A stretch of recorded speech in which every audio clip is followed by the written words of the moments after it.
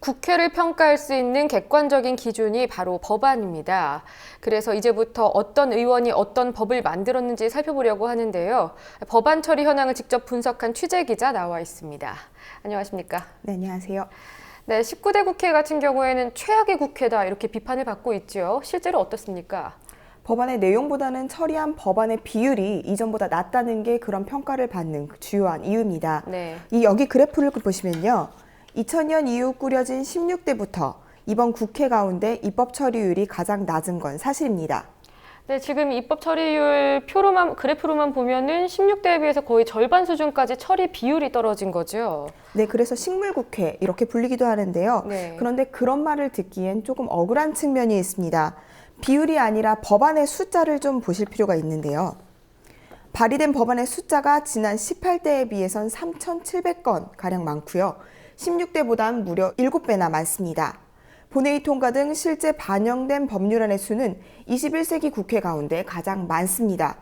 네, 최악이라는 말보다는 오히려 양으로만 보면 가장 일을 많이 한 국회라고도 볼 수 있을 것 같습니다. 그런데 전체 국회도 중요하겠지만 개별 의원들은 어떤지도 궁금한데요. 네, 그래서 대표 발의 법안이 10건 미만인 의원의 명단을 정리해봤습니다. 네. 정확하게 20명이었습니다.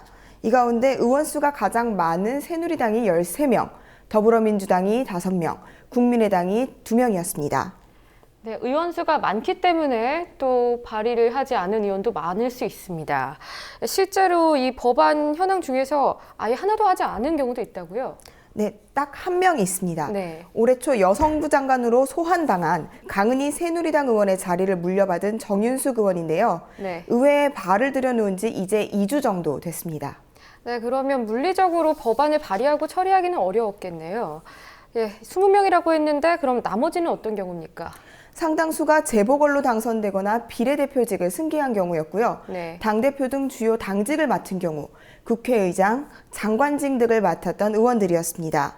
이 가운데 주목해볼 의원이 안상수 새누리당 의원입니다. 딱 한 건을 발의했거든요. 예. 그래서 제가 법안 내용을 좀 확인해 봤는데요.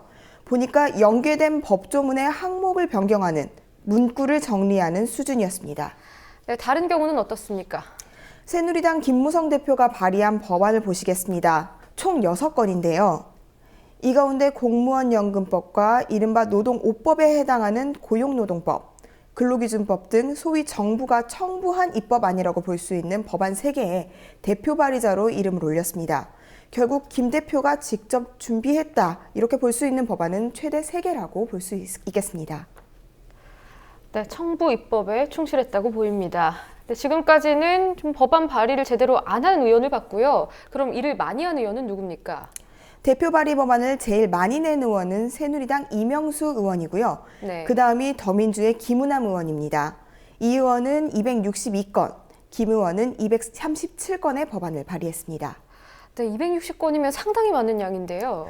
네, 그래서 제가 좀 무리를 해서 네. 260여 법안을 좀 살펴봤습니다. 다 읽어보지 못했고요. 주요 내용의 요약본을 읽어봤는데요. 약 40개의 법안의 개정 내용이 세종특별시라는 지명 정도만 추가되는 법안의 문구를 고치는 것이었습니다. 네. 그래서 실제 이 의원이 발의한 법안은 220건 정도로 보는 게 합리적일 것 같습니다.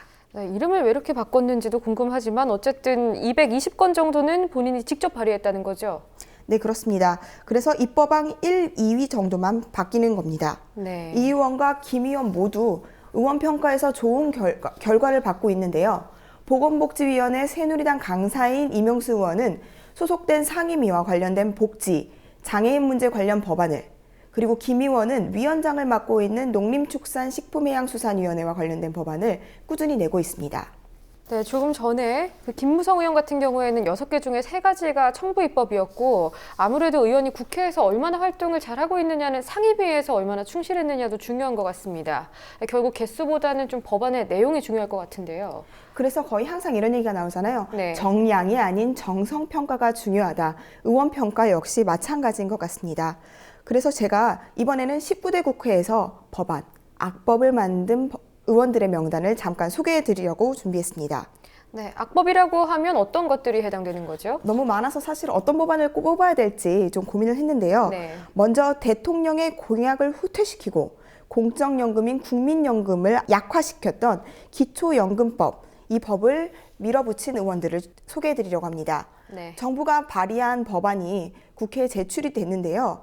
이 과정에서 새누리당이 밀어붙였던 건 당연하고요. 그리고 현재 국민의당 소속인 김한길, 안철수 당시 새정치민주연합 공동대표와 전병헌 더민주 의원이 정부 여당 안에 통과되는 것을 묵인했습니다. 네, 어제 원샷법 통과했을 때가 생각이 잠깐 납니다. 세월호 참사 특별법의 경우도 논란이 많았죠? 네, 수사권, 기소권을 보장하지 못한 후퇴한 법안이었음에도 불구하고 네. 반대한 의원들이 있었습니다. 총 12명이었는데요. 모두 새누리당 소속입니다. 김용남, 김정훈, 김종훈, 김진태, 박민식, 안홍준, 이헌승, 조명철, 최봉홍, 하태경, 한기호, 황진아, 이 의원들입니다. 네, 그리고 또 하나 짚어봐야 될 게 지난 19대 총선 당시에 가장 뜨거웠던 게 경제민주화였습니다. 그런데 이게 실제로 이행됐는지도 궁금하거든요. 당시 양당은 경제민주화를 공약으로 내걸었거든요. 네. 그렇다면 이게 입법으로 이루어졌어야 되는데 사실은 그렇지 못했습니다. 네. 재벌에 특혜를 주는 법안들이 다수 통과됐습니다. 어제 열린 19대 국회 마지막 본회의에서 통과된 기업 활력 제고를 위한 특별법, 이른바 원샷법을 대표 사례로 소개하려고 합니다. 기업 구조 조정의 효율을 높인다는 명분을 앞세워서 주주들의 동의 없이 이사회가 결정만 하면 다른 회사와 합병을 할 수 있는 범위를 넓혀줬습니다. 재벌들이 경영권 승계에 이 법을 악용할 수 있다는 측면에서 재벌 특혜성 법안이라는 비판을 받고 있습니다.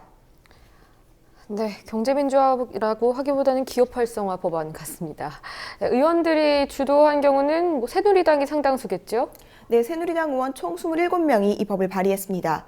이 가운데 대표 발의자만 소개해드리겠습니다. 이현재 새누리당 의원입니다. 네, 알겠습니다. 오늘 수고하셨습니다.